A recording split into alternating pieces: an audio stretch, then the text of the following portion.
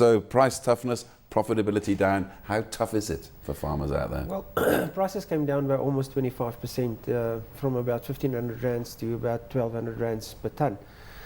This is mainly due to volumes increasing substantially. We had a exuberant start to it. This whole scenario was predicted that we're going to go into a El Nino, which is going to be a dry year, everybody. So prices were very high when we started planting. And then, of course, everything just turned around and we got one of the best seasons we've ever had.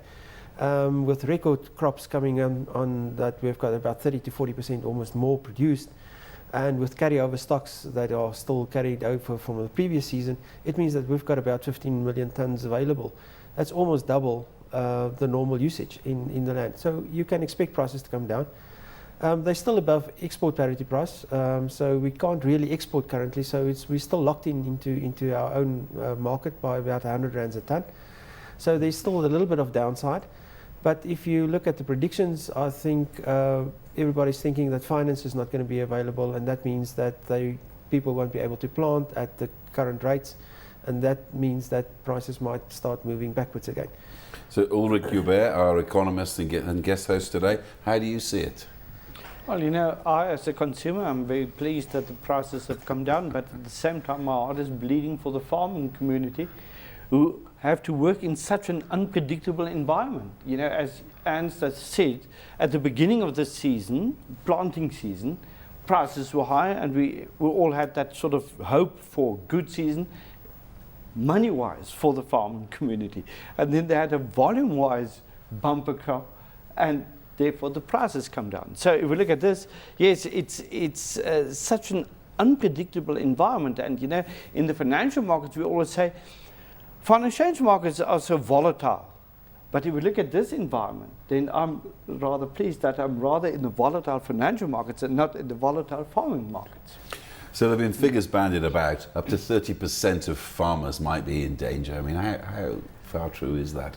Look, there will always be a few farmers that have overextended themselves in terms of the credit risk they are taking. And there will also always be some of them that are too small to actually survive something like this because they can't make enough profit to survive. In other words, they will start using their own produce to start living, or selling their own produce by bypassing financial institutions and then actually stealing from themselves in principle. And those are the guys that are in trouble. So the smaller guys are in trouble, as well as the guys that have overextended themselves with too big a debt ratio scenario.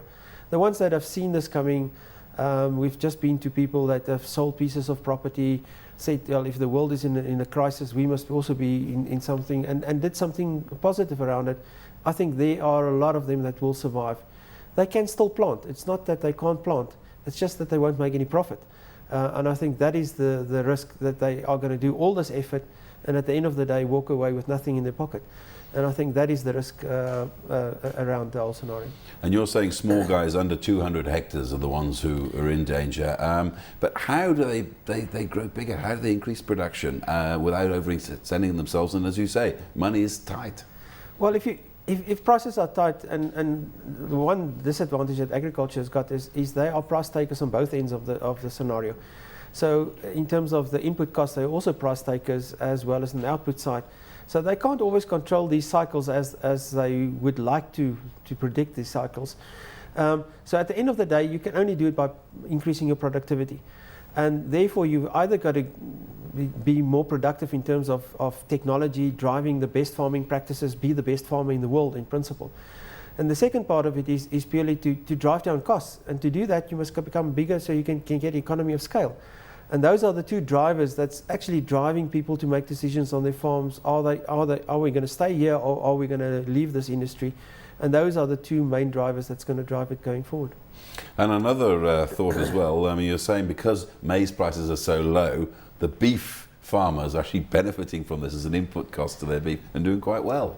Yes, I think it's all the intensive industries, even the dairy industry, which is really in dire straits at the moment because of huge mountains of surplus stocks in the world, especially Europe. Even they are getting some breather because of the lower maize price, which means that the feed prices have come down. And this will also spill through into the poultry industry, it will spill through into the pork industry. So all the intensive side of it And keep in mind that beef is about 70% of all the beef that is eaten is actually coming not from the veld, but it's coming out of feedlots. It means they will also benefit through this. And this will mean that weaner calf prices are on the increase currently. We expect them to increase a little bit further. And that means that your bull stocks and everything else will also carry a better price. So the beef industries, the mutton industries, and the livestock industry in general will be the winners out of this whole scenario for the next year at least. I mean, in this very difficult environment, is there ever a chance, even a slim one, of South Africa putting subsidies up to try to increase production? Chris, no, if I analyse what South Africa is capable of, I doubt if we are struggling still to transfer land into people's hands. And that is a burden on the government per se. To say then you've got to add to that a subsidy of some sort, I doubt if that will ever come through. And if you start talking about protectionism, maybe through an import parity tariff or something like that, I also doubt it, because we're locked into SADC, not just South Africa. In other words, and a lot of our SADC countries are net importers. So that also means that there's no relief from that side. But the only relief you can actually get is something which is totally different, in the sense that you don't give a subsidy, but you, for argument's sake, create a new market for agriculture, like the US has done and like the Europeans have done, by forcing biofuels into the mix. They've created a new market for agriculture. Now prices have increased. Yes, because of the price increasing there, we will also get the benefit at the end of the day, because import and export parity prices are derived from the international world.